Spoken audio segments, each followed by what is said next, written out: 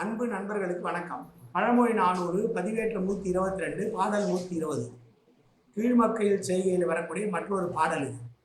தருக்கி ஒழுகி தகவல்ல செய்தும் பெருக்க மதித்த பின் பேணாத செய்தும் கரப்புடை உள்ளம் கனற்றுபவரே செருப்பினிடை பட்ட பரல்.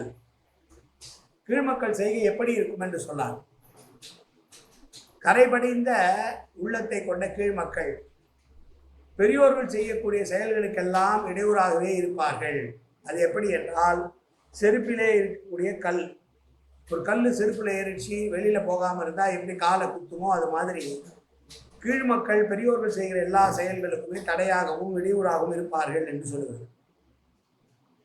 பிறர் மதிக்காத இடத்துல தன்னைத்தானே தற்பெருமை பேசிக்கொண்டு தகுதி இல்லாதவற்றை செய்யக்கூடியவர் கீழ்மக்கள். அதே நேரத்தில் இவர்களை யார் மதிக்கிறார்களோ அவர்களுக்கு சரியான மரியாதை கொடுக்க மாட்டார்கள்.